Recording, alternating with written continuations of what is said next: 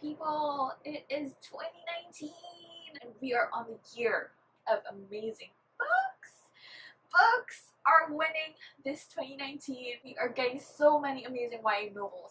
I did have a great reading year in 2018. I read a lot of books I ended up loving. Hopefully, actually I know I'll have more books I'll end up loving this 2019 because if the Novel 19 group is any clue at all, so many of their books are just perfect for me to read and I cannot freaking wait. The point of this video really is that I will be sharing some of the books on my 2019 TBR. This is a pretty healthy pile of ARCs for the year. I'm hoping I manage my ARCs better. Oh my god! I just realized I still say ARC.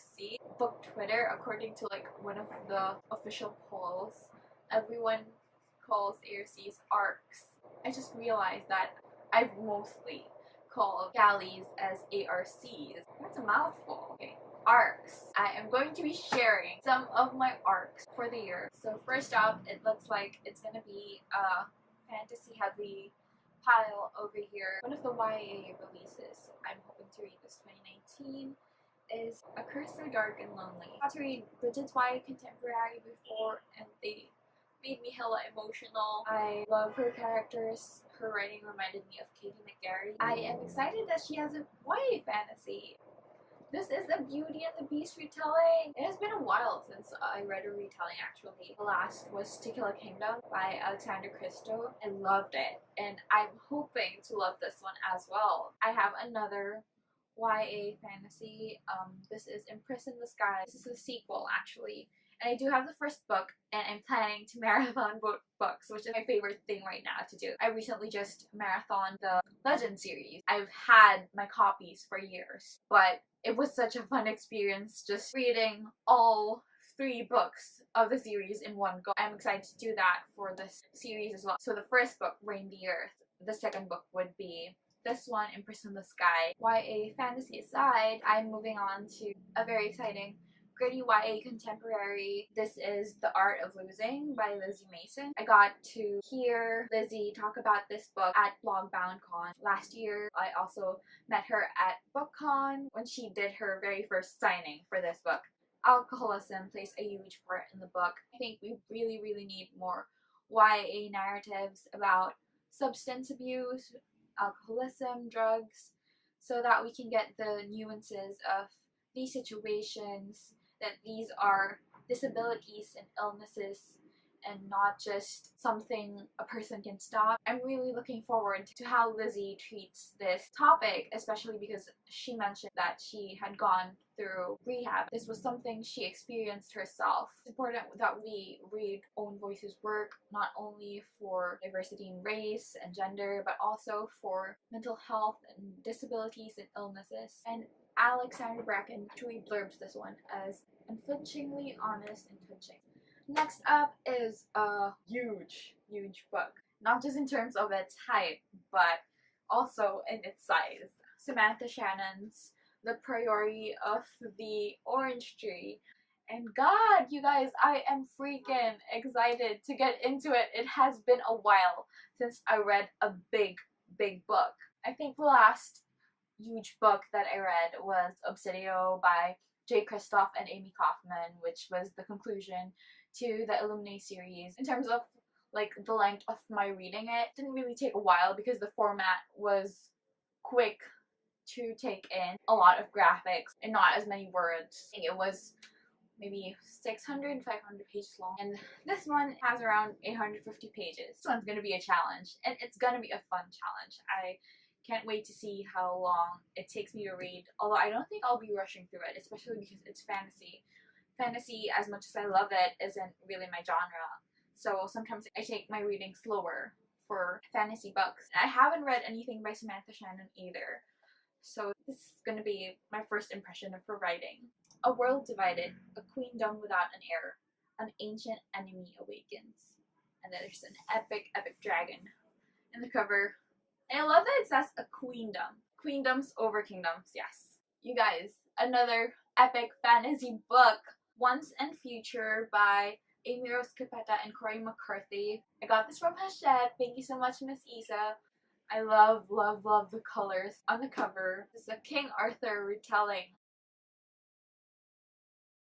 How awesome is that?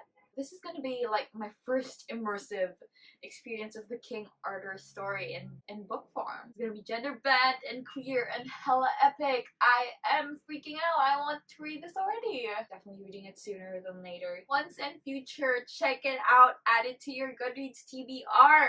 And you definitely need to check it out when it is on shelves. I will remind you to.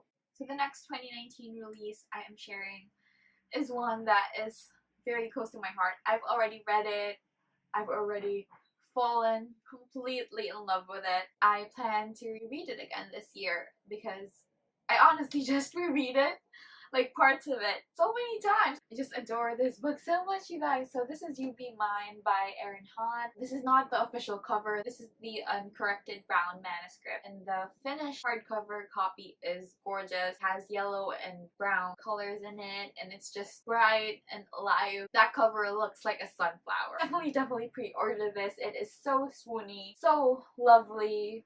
If you love music, you will die from just the beauty of this book. Sometimes I just like to reread the lyrics because I love them so much, and I just think about Annie and Clay. There's a lot of wit, a lot of fun, but also a lot of rawness and honesty and grief. I think a trade review mentioned that if you enjoyed A Star Is Born, Lady Gaga Brad Cooper movie, you'll like this one, but I honestly love this book more than I enjoyed A Star Is Born. If that might get you to read this book, I am using it as a pull, a hook, so that you will check this out because you absolutely have to.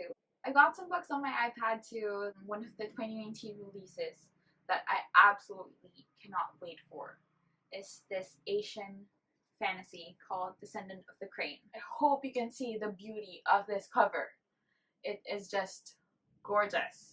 So looking forward to falling in love with the world. So many of my Twitter friends have already read it and are screaming about it. I'm actually so honored to be part of Hesina's Imperial Court. I haven't done much for the street team just yet, but I read this, I am planning to go full force. We've had enough of fantasies for this pile. You guys know contemporary is my go-to. One, you guys, is Brief Chronicle of Another Stupid Heartbreak. I got to meet the author when he went to the Philippines back in August last year. I think I've read all of his books except his work in one of the anthologies, and they were really enjoyable. So I'm really excited for this one. People who read my most recent project that I've been querying would know this about me, but I really enjoy exploring heartbreak, especially for teens, what it means to have your heart be broken at that age. In different cases, not just with romantic heartbreaks, but also the heartbreak of growing up sometimes. This one focuses on love and relationships and breaking up and the heartbreak that goes along with that whole ride. Oh, I also got this signed by the author, and I love the signature he wrote here. To Hazel, brief signature of another stupid author. Adi, you crack me up. Definitely check out Adi's other books as well while you're waiting for this one to be released. I absolutely recommend North of Happy if you want to get hungry. Last but not least, definitely not the least, the only middle grade book in my 2019 pile, and it is super exciting, guys! I'm super excited for this one, and it's not just because a friend wrote it, but yeah, that part too. This is gonna be about Sab, who oh, I haven't even said the freaking title. Okay, so you guys, My Fate According to the Butterfly by Gail D. Villanueva. This book follows Sab, who sees a black butterfly and thinks for sure she is going to die because Filipino superstitions. But this book doesn't just dive into Filipino superstitions. It also dives into Filipino family dynamics, Filipino sisters, also just being in the Philippines and this climate we're in. I know this gets also political, but this is such a needed story. We get some Filipino books, but rarely do we get a Filipino book by a Filipino author who grew up in the Philippines, writing about a Filipino MC who is also growing up in the Philippines. And we need all kinds of Filipino stories, but this one we've been needing for a while, and oh gosh, do we deserve it. And I'm so proud to be friends with Gail. I love that we also get a really Filipino kid on the cover. I am so happy that we get to see ourselves on book covers, and gorgeous ones at that. Oh, you guys! This one I am definitely reading very soon. Also because I have to pass it along. Even though this is the shortest and thus the smallest book in that pile with size and also with the age of the character, this is definitely my favorite. So this is my 2019 pile, and I think that's it for this video. If you want to see more of me being awkward in action in videos, just subscribe to my channel. Definitely check out the blog sometimes. I miss you guys over there. You can follow me on Twitter and Instagram at StayBookish or at HazelStayBookish. I hope everyone has a great 2019 reading year. That's it. Stay bookish.